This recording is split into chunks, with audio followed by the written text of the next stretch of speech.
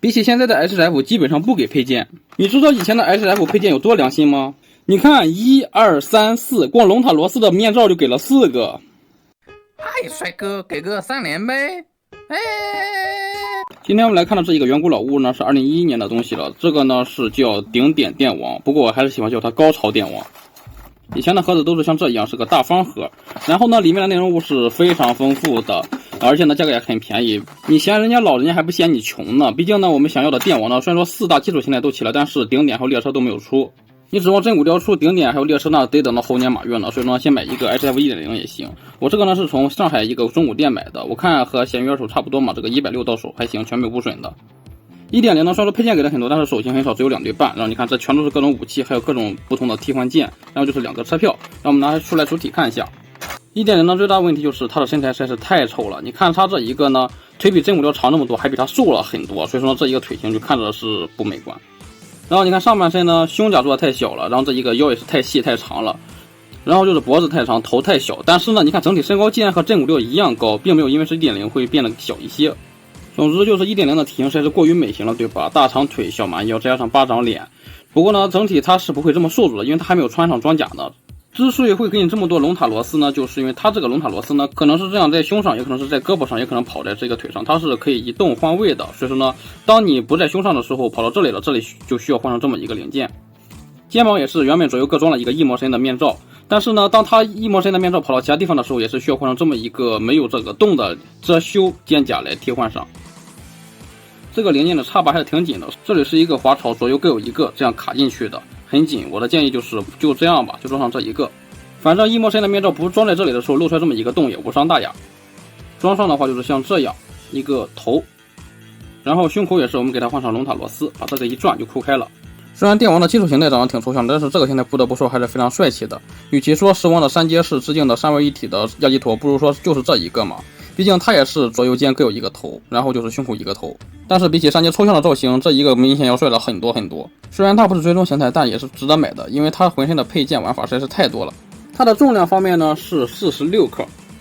之所以这么轻呢，就是因为电王没有用上合金配重角。它这个树体呢虽然说是 1.0， 但是算是较新的一个了。我们可以看到它这个呢已经是这种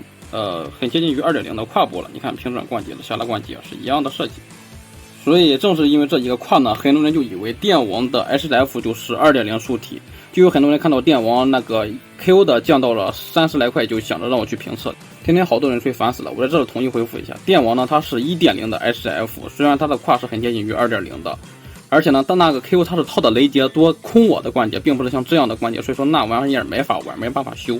既然你能接受了那个 1.0 造型，那你为什么不买一个弯带的呢？弯带的一个全配无损的也就是一张露头而已。当然我肯定是会选择真古雕的，这一个大粗腿实在是太爽了。它身上可以隐光的地方就是手机上的这一个透明件，再加上它的复眼，其他地方都不能。也就是说它这些头呢并没有像时光3阶一样给你做出来的透明件，复眼这些呢都是用高亮面的金属色来代替的。但是用上透明件的地方绝对是做的很棒，你看这个界面色多漂亮了，最边上是橙色，越往里越红一些，旁边这个陶塔螺丝的金属红也是很漂亮的。毕竟是在中古店线下交易的嘛，所以说就能看得清楚层次，也就是这个下巴上一点点银色蹭漆，到时候自己好补，毕竟是银色，其他地方都是没什么问题的，保存的很好。后边呢就比较寒碜了，和基础形态比呢没有任何的区别，只不过比起真古雕，怎么感觉它这个细节做的是更多更碎呢？而肩甲和背甲就比较寒碜了很多，它就是单纯的红色再加上一个银色的轨道，背后其他地方呢就和基础形态完全一致了，只不过就是它的脚呢可以看到脚后跟这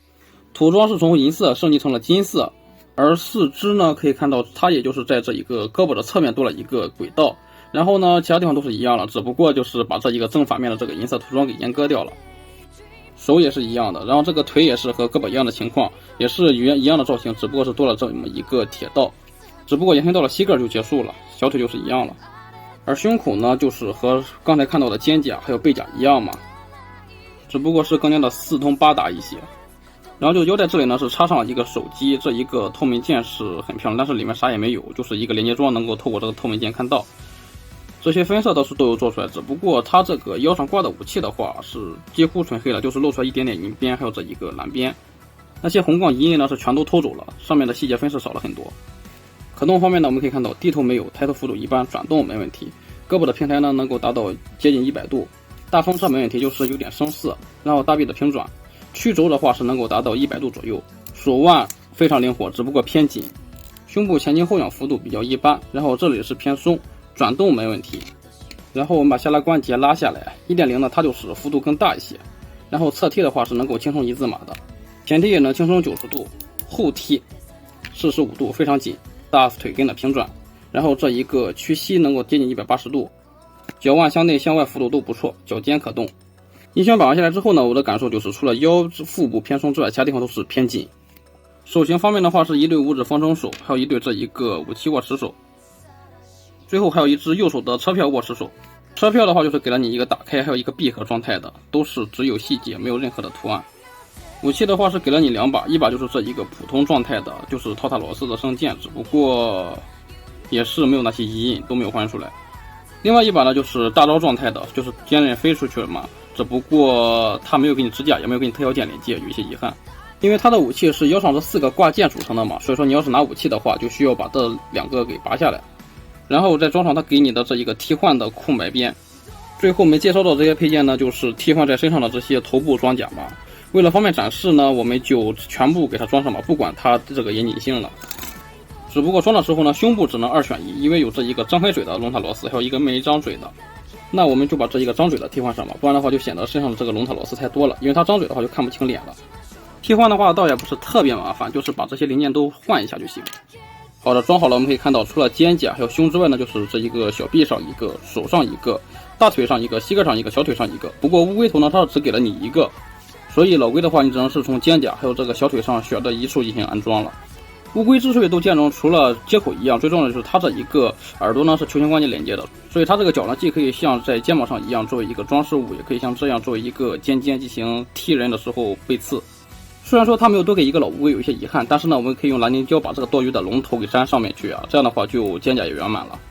好的，以上就是这一个高潮电网的情况了。正如大家所见，它的配件量是很多，玩法十分丰富的，所以说呢，我也不指望出真武料了。毕竟它这一个情况的话，如果说出真武料会很贵，买不起。当然，它出真武料的话，最大的可能性就是没有这么多的配件，它顶多给你肩胛还有胸口上的吧。这样一想，基本它是一个1.0，但是买它准没错，最合适，对吧？